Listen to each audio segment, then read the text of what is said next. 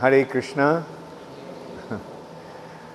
So, the newcomers today are welcome to Ujjain, Guru Gauranga and his family. Anyone else? Oh, Doctor came. So anyway, all those who came today, you are cordially welcome to Ujjain. Everything is all right? Suchitra? How is Champi doing? She's taking it. And Lalita? How are you?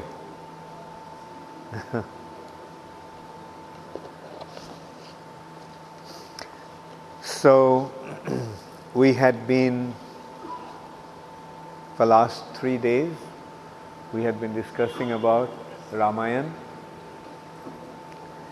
the wonderful pastimes of Leela Purushottam,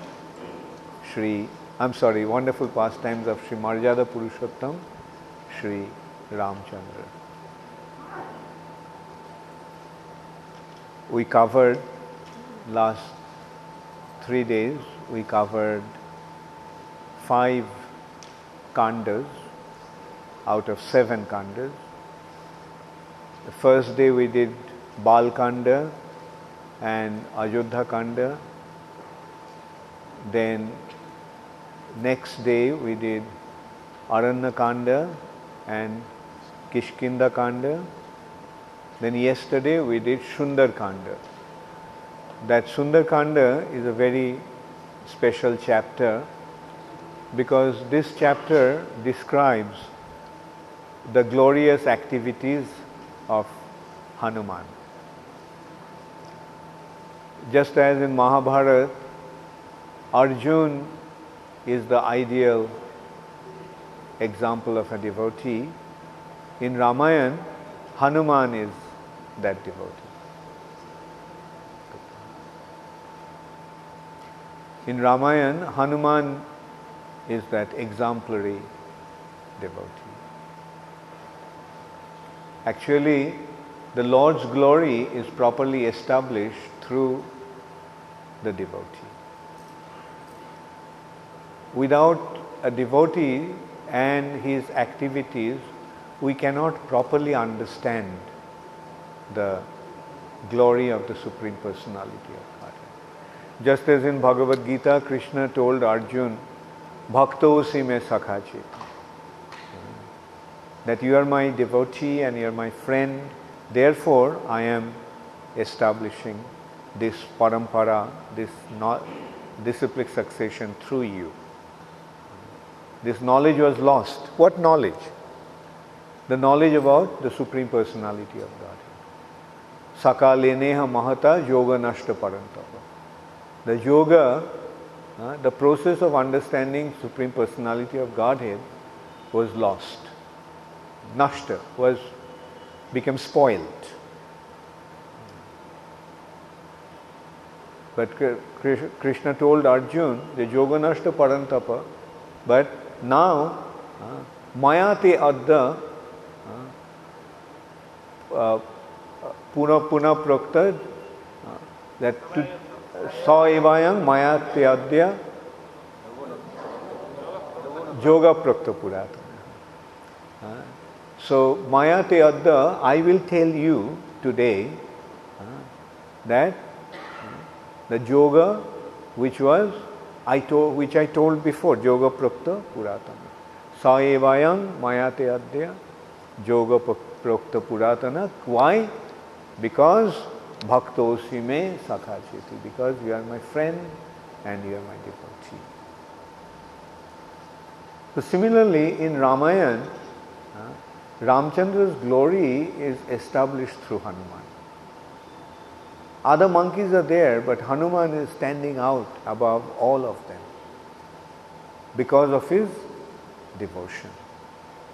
And Ramchandra also time and time again established that. The Hanuman is very special. But sometimes Ramchandra also chastised Hanuman. When the squirrel was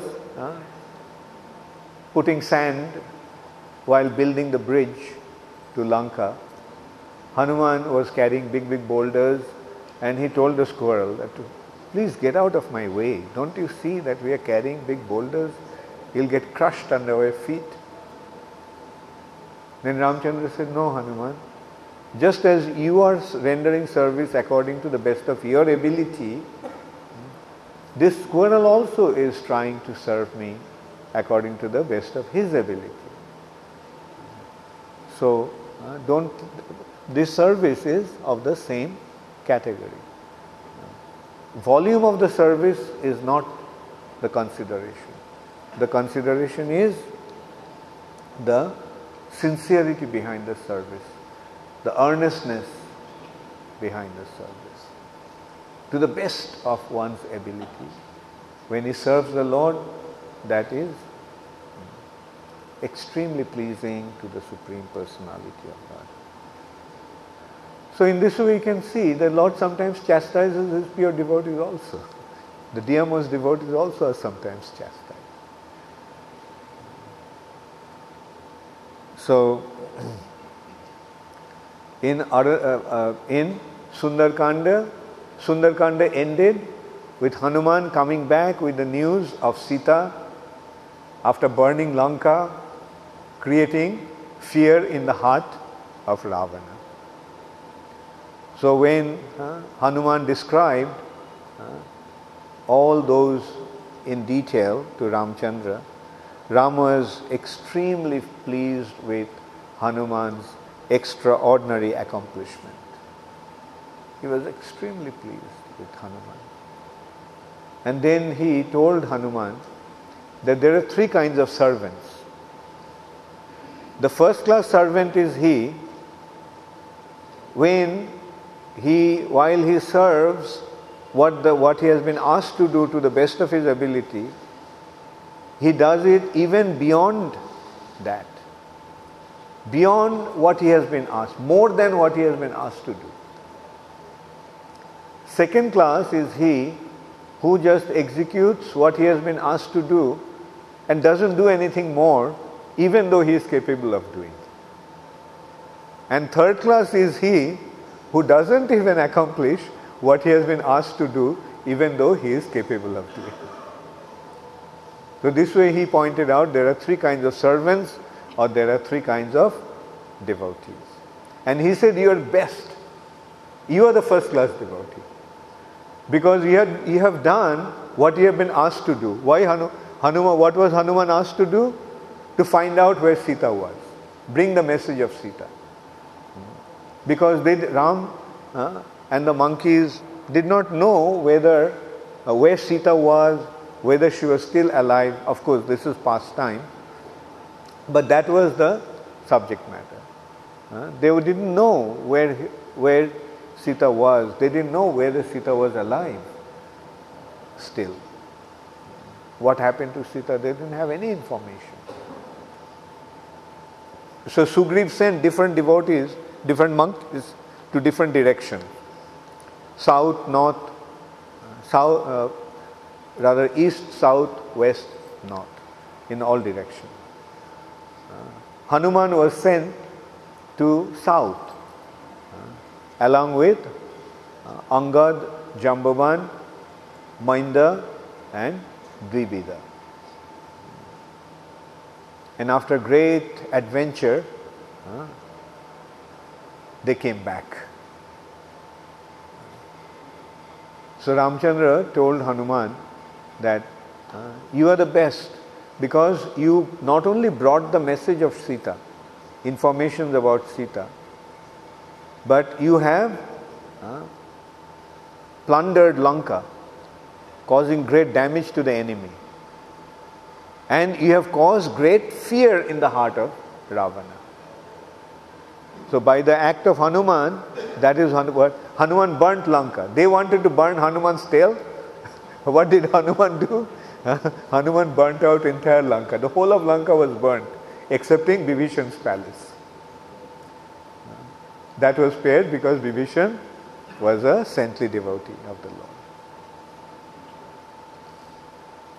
And seeing the activity of Hanuman, Ravan was in great anxiety. So he told, Lord Ramchandra told Hanuman that, Hanuman, I am in exile. I don't have any possession now. I do not know what I can offer you. The only thing that I can offer you is my loving embrace. So he embraced Hanuman. Now what can be a greater gift than the loving embrace from the Supreme Personality of Godhead? Since I am in exile without proper means, all I can offer in exchange for your service is my embrace. That's what Lord Ramchandra told Hanuman.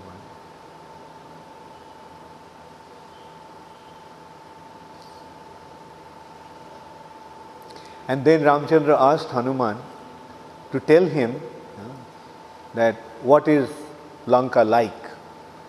He asked Hanuman to tell about Lanka's defense mechanism and Lanka's weakness. So Hanuman described that Lanka has 4 types of defense. One is a natural defense. The natural defense is that Lanka is situated on top of a mountain. And the city is situated on top of a high mountain encircled by a river and surrounded by dense forest. So, see, Lanka has a natural defense in this city. It's situated on top of a mountain. It is surrounded by a river, encircled by a river, and so that river is creating a natural moat. And then beyond that there is a dense forest. Anyway, that was no defense for the monkeys because they are at home in the dense forest. Then there are fortifications. Then high golden walls surrounding Lanka with 4 massive gates facing in 4 directions. Then the artificial defense. The artificial means the created defense. Defense that was created. The Lanka is surrounded by high wall. Now that wall is made of solid gold. And then there are 4 gates. And those gates has the catapults. From the wall they can shoot lances and rocks and to the approaching enemies. And then there is a moat. Surrounding walls are wide moats filled with fierce alligators. So if anyone goes into the moat, he'll be devoured by the alligators and sharks. 4 drawbridges. Drawbridges means they can put the bridge down when they need, but then they will draw the bridge so that nobody else can use it. So we can see thousands of years back how civilized was this country or this world actually. It's not that the world is gradually becoming civilized. The world had been civilized, highly civilized before. Only they have forgotten. And so Hanuman was thinking that how to approach Lanka. So he actually suggested that great warriors like Angad, David, Mahinda, Jambavan, Panasa, Nila and myself can jump over Lanka. That's what Hanuman first thought. That we'll jump over to Lanka and then we'll take care of Ravan. Actually Hanuman himself could have killed Ravan. Why he didn't do it? Because he hadn't been asked to do that. Now he could have, what he thought? That he will just get hold of Ravan and jump across the ocean, bring him to Ramchandra, to be slaughtered to Lord Shiva, to be offered as a sacrifice. But he didn't want to do that because he didn't have the order from Ramchandra to do that. So that's why he didn't do that. And so he suggested that just few of us are powerful enough. Angad, even Sugriv he didn't include Sugriv, because the king generally do not go into the forefront of the battle. He stays behind. That also will be explained later on. So Sugriv was not included in the team. Who are included? The crown prince, Angad, Nila, the general of the monkeys, commander-in-chief of the monkeys, Divida, Mainda. These are two very, very powerful demons, the sons of Ashwini Kumar, and Jambavan. So they thought that they could jump across Lanka, jump across the ocean to Lanka, and will take care of Ravan. But Ram said, no, it is my vow that I shall personally go to destroy Lanka. So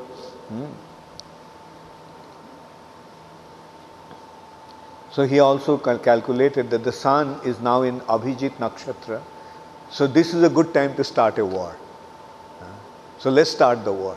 So from that point, and then Sugriv actually made the arrangement, commanded he ordered all the monkeys, and the monkeys now started to move from Kishkinda to the bank of the ocean to reach Lanka.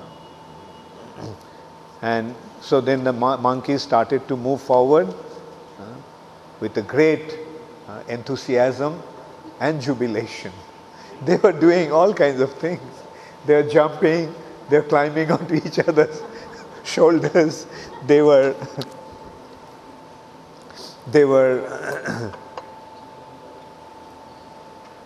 rolling on the ground sometimes. They were sometimes somersaulting on the sky. So in this way they just started to move in that with the battle cry. And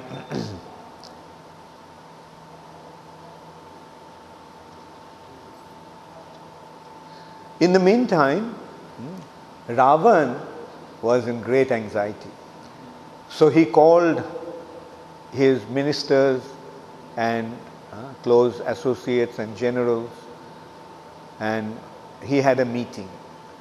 So in that meeting, everyone started to tell Ravan. Ravan told that now, after seeing what Hanuman has done, like it seems that Ram with the monkeys will be coming soon, and we should not underestimate the enemy, so we should make our battle plan. So different monkeys, different demons rather, gave different advice. Prahasta, who was the commander-in-chief of Ravana, said, like, we have conquered the demigods, we have conquered the demons, we have conquered the asuras, so why should we be afraid of just some 2 human beings and a bunch of monkeys? Actually, Hanuman could create some disturbance because we are not prepared. There is a saying that at the time of death, one loses his rational thinking. So they saw, like, not only created a little disturbance, Ravan's 5 generals were dead, Ravan's son was dead, his minister's 7 sons were dead, and thousands upon thousands of monkeys were dead. 80,000 monkeys were sent at the first lot to take care of Hanuman. Hanuman cleaned them up. And then the entire army with the 5 generals along with the army had been destroyed just by one person, Hanuman. And then even when Indrajit brought him with Brahmastra, binding him with Brahmastra, Hanuman actually allowed him to be bound. He could have released himself from that. But he thought this is a good opportunity to see Ravan and see their power. So as a spy, that was his mission also, to find out the ability of the enemy. But he said that, oh, we have defeated so many people, so we'll be victorious. Then another Rakshas named Dhumraksha, he stood up and he said that I will take care of this. I shall rid the whole world of every single monkey. That Hanuman caused so much insult as a retaliation, as a revenge, while wipe out the whole monkey tribe. So then another general called Vajradrangshta shouted, who cares to fight with a bunch of monkeys? I will go kill Ram and Lakshman and just give me the order.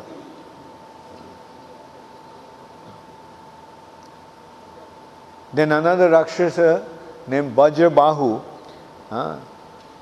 who was as large as a mountain, as large as a hill, boasted, O king, remain here and conduct your business as usual. Drink wine and make merry while I attend to Ram, Lakshman and their army of monkeys. And this is then all the Rakshasas became excited. They started to shout and make noise. Oh, yeah, kill Ram, kill Lakshman, wipe out all the monkeys. Then Bibhishan stood up. He said, cool down, please, sit down. I have something to say. And he told Ravan, my dear elder brother, the wise have advised that violence should be used only after the three means have failed. Sam, Dan, Bhed, and then Danda. So violence or Danda should be used after three have failed. That is, try to make truce, try to make peace. If that doesn't work, then bribe him, give him gifts.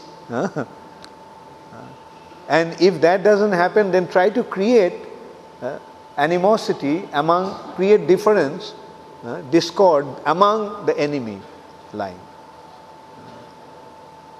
Then only you get into war. So you haven't done that.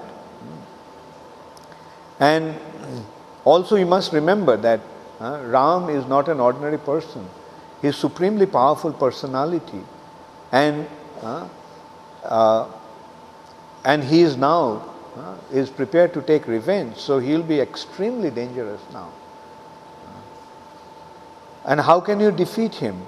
Sita's abduction is the root cause of our present crisis. That you have stole Sita, that is the cause of our trouble. So please return Sita back and avoid this situation, which is not going to be very pleasant, because you have seen what one monkey has done. Now can you imagine when the monkey army comes, what they will do? And empowered by Ram and Lakshman. So they are Bibhishan is a devotee. He knew that Ramchandra is the supreme personality of Godhead. That's why he time and time again tried to dissuade Ravan. So then Ravan dismissed the assembly. He retired home to his palace. The next morning, Bibhishan came to Ravan, and as Ravan sat on his throne, and then he told, you know the condition? So you have to go and stand out. I told, any mobile phone rings, he'll be thrown out of the class. So just go stand there. You know why I'm doing that? So that everybody learns a lesson.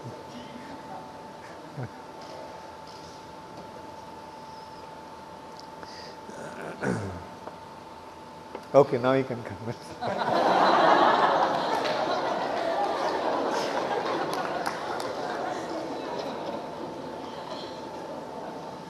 So again, Bibhishan gave him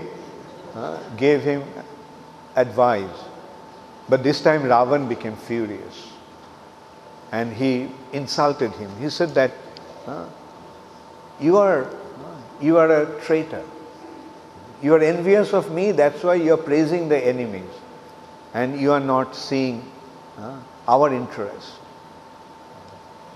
And when Bibhishan was at that time, Prahasta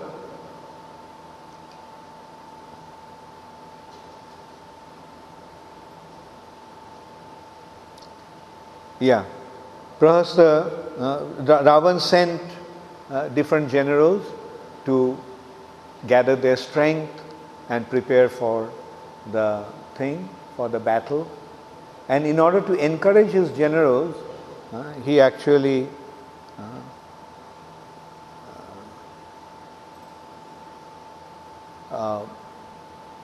he concocted one story.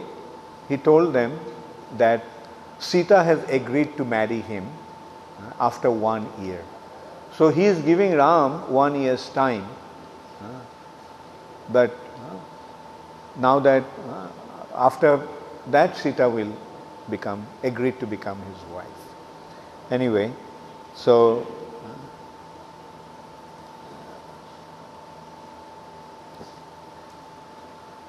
then that day Ravan invited all the ministers because that was one day when Kumbhakarna woke up. Kumbhakarna, Ravan's brother, had the benediction that, not benediction, it was actually Brahma's arrangement. Kumbhakarna was so fierce. He has a huge body and he was eating up all the living creatures. So that's why, in order to save the creation, Brahma saw that if he keeps on eating like that, then soon the earth will become, the universe will become empty. So earth will become empty. So he told Kumbhakarna that, actually he made Kumbhakarna was strict to ask a boon, that he could sleep for 6 months at a stretch. So then Ravan actually pleaded that Kumbhakarna would sleep all the time. So Ravan pleaded that at least allow him to stay awake for some time. So then Brahma said, okay, he'll sleep for 6 months and stay awake for 1 day. And so that was the day when Kumbhakarna woke up. So Ravan invited all his ministers and all. And when Kumbhakarna was told what has happened, Kumbhakarna actually responded quite interestingly. He stood up and sharply replied, "O foolish king, you should have consulted us when you planned to kidnap Sita."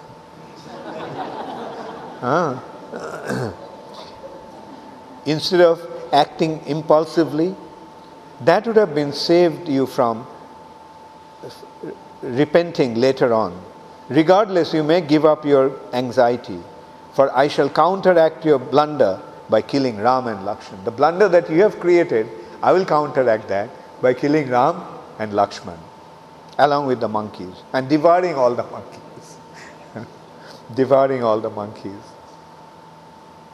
Then Mahaparsha, another general of Ravan, he told that when honey is available in a snake-infested forest, why should he refrain from drinking the honey because of the fear of snakes?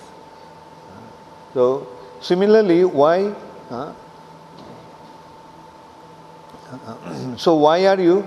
cannot forcibly enjoy Sita? He said that you have kidnapped Sita, so you enjoy. Who can stop you? Then Ravan told them that actually I never told you all before that long time ago, once an Apsara, beautiful Apsara called Punjika Sthali, was going to Brahma to offer her worship to him. And at that time, seeing her, I became so lusty that I forcibly enjoyed her. And then after that, with tears in her eyes, she went and complained to Brahma. Then Brahma cursed me that, you rascal, if you ever do that to any woman, your head will split in 100 pieces. So, because of that curse, I am afraid of forcing Sita to my bed. And anyway, that is how. That is why Ravan was not forcing Sita. At the end, Bibhishan told Ravan, my dear brother, can't you see that she is just like a poisonous snake that you have willingly placed around your neck?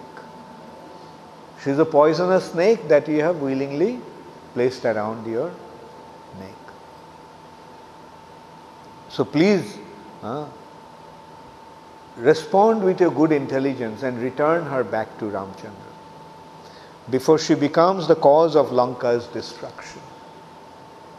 So in this way, Bibhishan was always giving him good advice. She told that, I am only thinking of your welfare when I say that you should return Sita to Ram.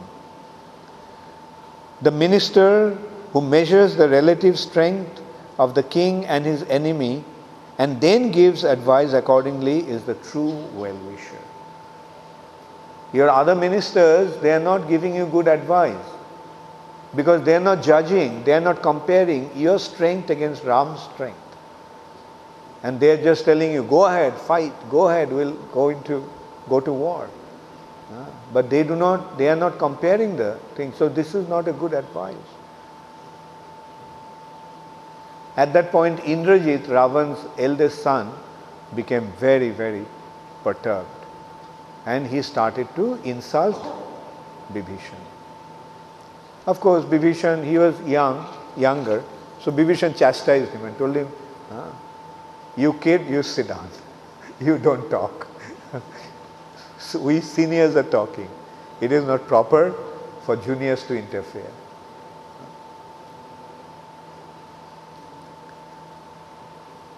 So, but at that, Ravan became very, very angry.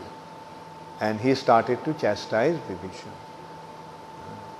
So at that, Bibhishan left. Actually, Ravan told him that you are a traitor, we don't want you here. So when he started to insult him like that, so Bibhishan along with his 4 associates, they just left Lanka and went to Ramchandra. So staying up on the sky, they approached the bank of the ocean where Ram camped with the monkeys. And staying up on the sky, and when they saw they are approaching Sugriv, and Sugriv noticed them along with Hanuman. And then Sugriv told him that some Rakshasas are coming to kill us, Hanuman. So then Bibhishan told him that, look, I am the brother of Ravan and these are my 4 intimate associates. So Ravan, I've been giving good advice to Ravan. I was asking Ravan to return Sita and make peace with Ramchandra. But he became so agitated, so disturbed and so angry with me that he started to insult me, calling me all kinds of things. And therefore I left my family and everything and I have come here to take shelter of Ram. So Sugriv then went to Ramchandra and reported that one Rakshasa has come along with 4 others and we suspect that they are spies and they have come here to cause harm. So Ramchandra asked the other monkey generals what they thought, and all of them had their doubts about his intention, Bibhishan's intention. So finally Ramchandra asked Hanuman, Hanuman, what do you think?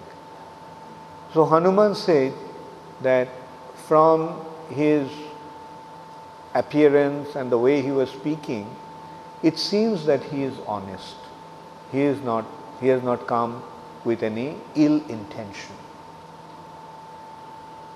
And maybe it will be good to make allegiance with him. And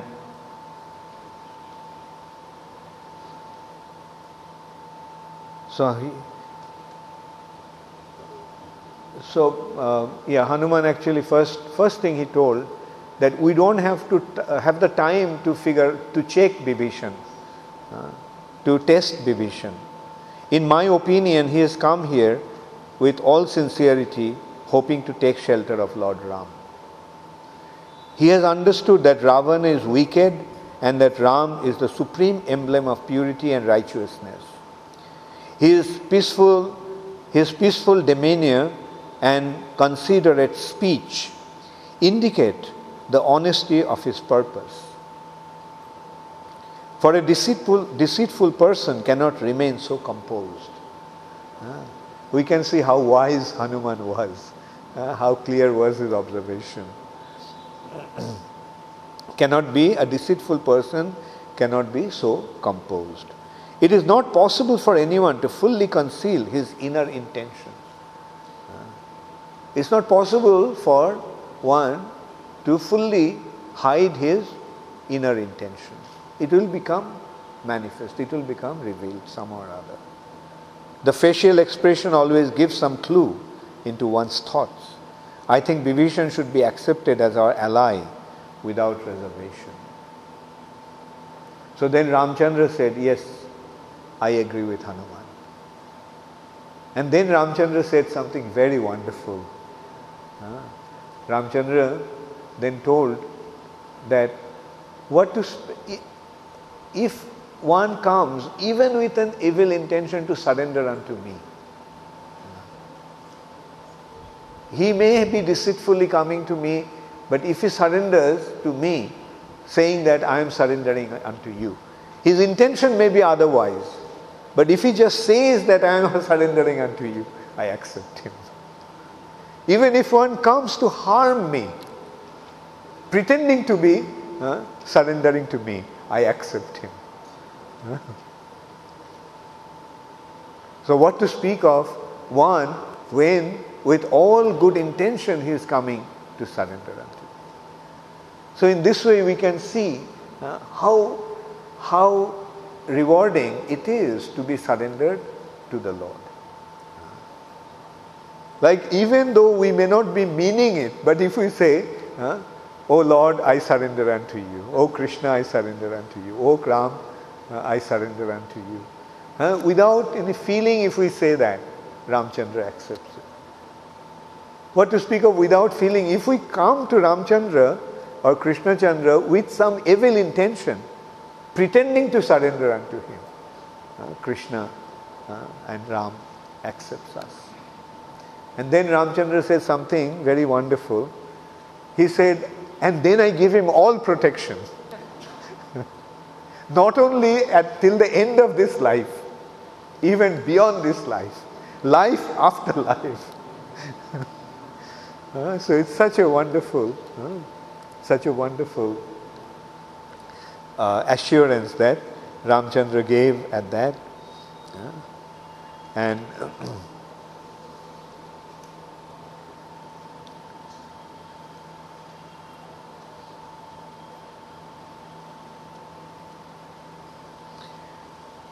then Bibhishan was brought to Ramchandra and he fell at his lotus feet, offering himself to him.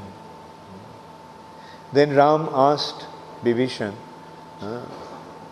to to describe the strength and weakness of the enemy, strength and the weaknesses of the enemy, that means Ravan. In reply, Bibhishan said, because of receiving benediction from Brahma, Ravan has become immune to death at the hands of demigods, Gandharvas, Daityas, Danavas, Nagas, and all such creatures. Indeed, he cannot be killed by any creature except human beings, whom he considered to be too insignificant. He thought human beings, who cares? Just like we may think, oh, what an ant. I'm an ant. One ant, what can an ant do? So similarly, Ravana thought that what a human beings can do. There's no need to ask any immunity or protection from them. And then he told that his brother, Ravan's younger brother, Kumbhakarna, is as huge as a great mountain and as powerful as Indra. The commander-in-chief of Rakshasas, Prahasta, who once vanquished the Jaksha hero, Manibhadra, at Mount Kailash. He is an associate of Lord Shiva, and Prahasta defeated him. Likewise, there is Ravan's son Indrajit, who is equal to Ravan in all respects. So this is their enemy. This is their strength, enemy strength. And Indrajit wears impenetrable armor, and after propitiating the god of fire, he is able to make himself invisible on the battlefield. There are millions of other Rakshasas headed by Mahodara, Mahaparsha, Akampana.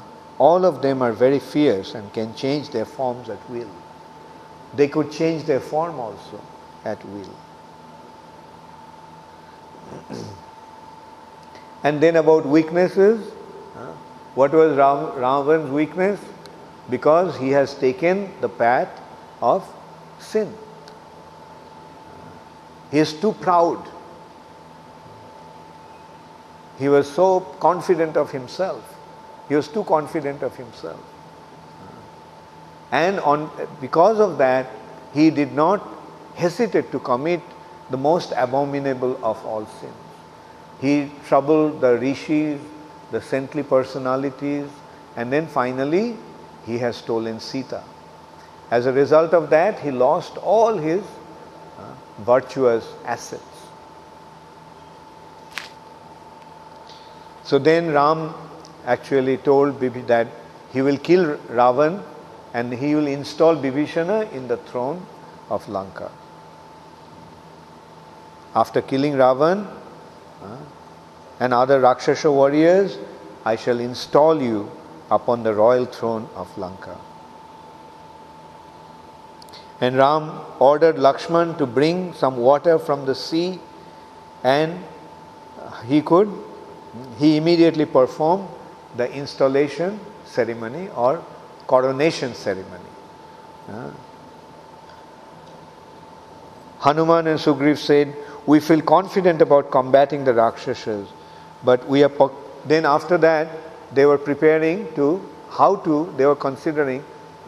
how to go across the ocean.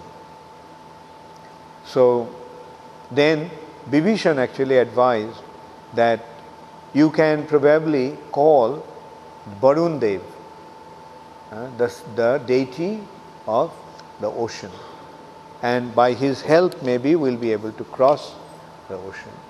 So Ramchandra then sat on a kusha grass trying to invite Varun Dev to come, inviting Varun Dev to come. And 3 days went by, Varun didn't come. Ramchandra became extremely angry. So he then decided to chastise Varun. He picked up his bow and he took the Brahmastra, and he said, now I'm going to dry the ocean. I'll dry out the ocean so that the monkey soldiers can march through to Lanka.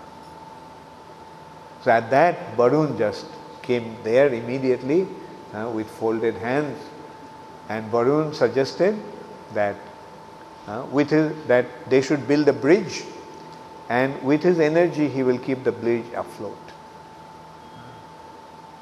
And he also suggested that Nala, who was the son of Vishwakarma, has been endowed with an extraordinary engineering ability, and he will be able to mastermind that bridge.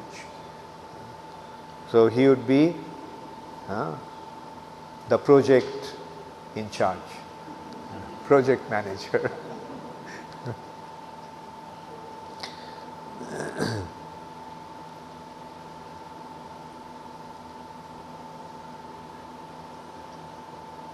Ocean personified this, then said, "My dear Ram, here is Nala, the son of the celestial engineer and architect Vishwakarma. This powerful monkey is your great devotee. Indeed, he is as talented as his father. He can oversee the construction of your bridge as I allow it to float upon my waters." So to that, Nala also responded, saying, "My lord, long ago my father Vishwakarma awarded my mother the benediction that she would have a son equal to him in all respects. For this reason, I possess all of Vishwakarma's architectural and engineering skills. I am quite capable of building the bridge." So in this way, within a very short time, the bridge was built across the ocean.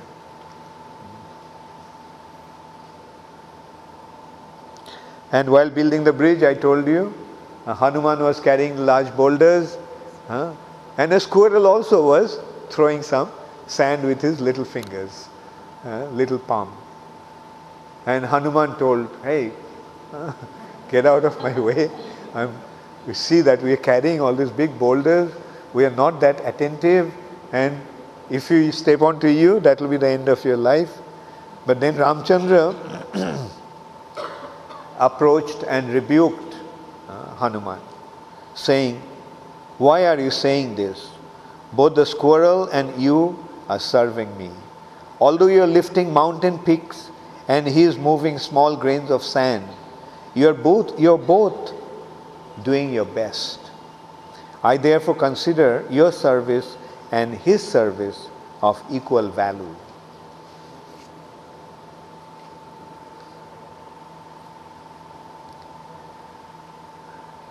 So,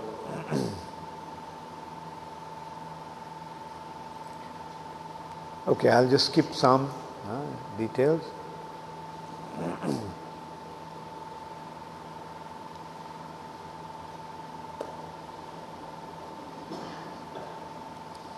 So, he had another meeting with his generals, and as usual, now that Bibhishan was gone, there was nobody to give him some good advice.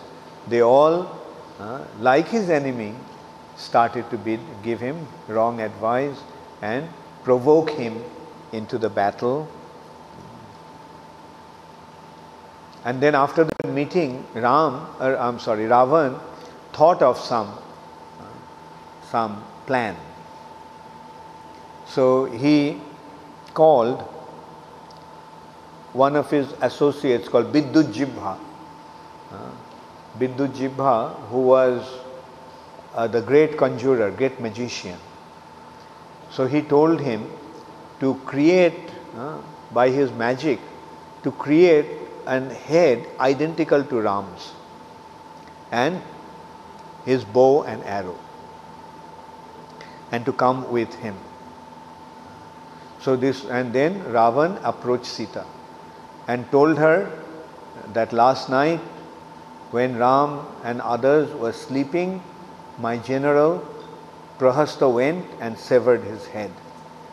And Lakshman, Hanuman, Sugriv and all the monkey chiefs are dead. And then he called Vidyut-Jibha. Vidyut-Jibha, come here. Bring the head of Ram to show to Sita. And seeing the severed head of Ram, Sita just started to cry. And saying, how could it be? All the astrologers, after calculating my chart, they said that I will never become widow. I would never become a widow. So now I can see that they all were lying. They all were saying untruth. But at that time, one messenger came and told something, whispered something to Ravan. And so Ravan became very agitated. Actually, the messenger came and gave the news that there is some crisis and Prahasta wants you to come immediately. So Ravan immediately left. At that time, Kumbhakarna, Bibhishan's wife, Sharama, who was actually advised by Ravan to make friends with Sita, because so that in this distress, so that Sita doesn't leave her body. To have some consolation, have some assurance, Sarama was told to, you befriend Sita. So Bibhishan's wife Sarama then assured Sita that look, it is just a magic trick that he did. Ram is not killed. And I can assure you that Ram is not dead. The head you saw was created by Rakshasa conjurer's trick. In truth, Ram has arrived at Lanka with Lakshman and the army of monkeys. They are now preparing to attack Ravan. Do not worry, Sita, for Ram will defeat Ravan without a doubt. If you would like to give Ram a message, I can deliver it for you. Sita was greatly relieved after hearing that. So now the preparation of, just before when the preparation was going on, and just as the battle, they were about to leave, Ravan's maternal uncle Mallavan actually gave Ravan his grandson some good advice. So he said, a wise king never fights with an enemy who has superior strength. Therefore, I advise you to return Sita to Ram and establish peaceful relation with him. Otherwise, O Ravan, you may rest assured that virtue, having taken the form of the enemy, will conquer over your evil self. Ravan considered Ram to be Lord Vishnu himself. Recognize him as Lord Vishnu himself. Appearing in the form of a human being, you must immediately go and surrender to him and rid yourself from this impending calamity. So this is what Sarama actually told. But Ravan could not accept the good advice, and instead he angrily replied, you are a rascal taking the side of the enemy. You seem very eager to glorify the prowess of Ram, but what do you think of me? You must be praising the enemy because you are envious of me, or because you have been won over to the other side. Perhaps you are afraid of him. I can assure you that you will soon witness the death of Ram by my own hands. So then Ravan made arrangements for Lanka's defense, and he ordered Prahasta with his enemy to guard the eastern gate, Mahaparsha and Mahodara at the southern gate, Indrajit on the western gate, and he himself on the northern gate. And he got Virupaksha to remain in the city center. Then the king dismissed his ministers and retired to the interior of his palace.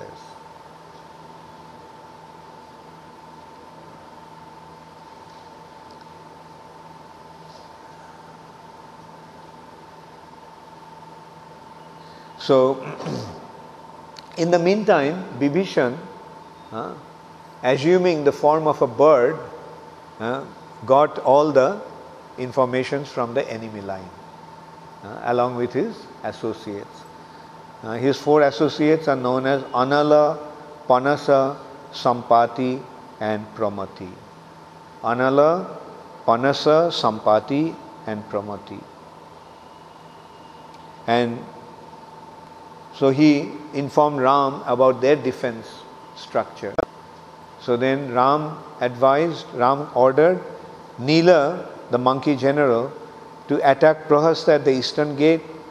Angad and his soldiers will fight against Mahaparsha and Mahodara in the southern gate. Hanuman will lead the attack against Indrajit in the western gate.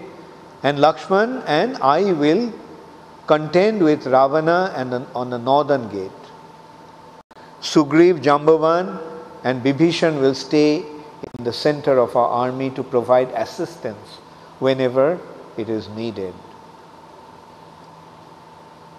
So then they came close to the city. While gazing at the city and feeling great apprehension for its magnificence, Ram sighted Ravana perched atop the northern gate with a canopy held over his head, being fanned by his servants. Okay, so it's already 12:05 completely. So we'll stop now for a 15 minutes break and then we'll continue after.